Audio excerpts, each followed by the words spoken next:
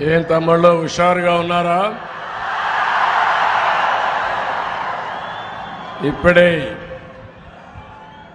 గౌరవ ప్రధానమంత్రి గారు మనందరికీ ఒక సందేశం ఇచ్చారు. ఆంధ్రప్రదేశ్ అభివృద్ధికి భరోసా ఇచ్చారు. ఇది చూసిన తర్వాత రాబోయే రోజుల్లో మనకు అన్ని మంచి శకునాలే, వైసీపీకి అన్ని పీడ శకునాలే.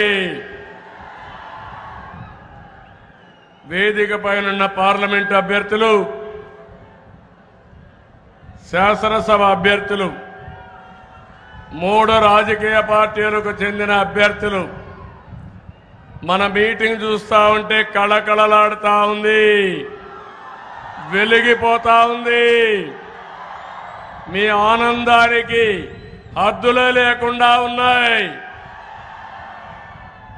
చాలా మందికి ఒక ఆలోచన ఉంది, 3 పార్టీలు ఎందుకు కలిశాయని. దానికి సమాధానం నిన్న అమిత్ షా గారు చెప్పారు. ఈరోజు నరేంద్ర మోడీ గారు చాలా స్పష్టంగా చెప్పారు. మొదటి నుంచి మీరు ఆలోచిస్తే పవర్ స్టార్ పవన్ కళ్యాణ్ గారు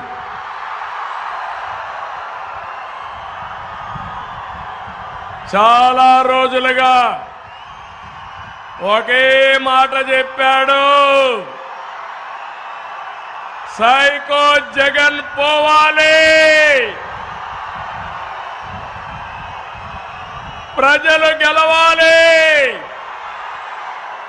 రాష్ట్రం నిలవాలి, ఏ త్యాగానికైనా సిద్ధమని చెప్పిన వ్యక్తి పవన్ కళ్యాణ్ గారు. సీట్ల కోసం ఆలోచించలేదు. మళ్ళీ సినీ జీవితంలో ఆయనకి లేని గౌరవం ఇక్కడ వస్తుందని కాదు. నన్ను నమ్ముకున్న ఈ ప్రజల కోసం నేను కూడా త్యాగం చేయాలని ఇదే విశాఖపట్నానికి పవన్ కళ్యాణ్ గారు వస్తే ఏం తమ్ముళ్ళు అడుగడుగునా ఆటంకాలు క్రియేట్ చేశారా లేదా?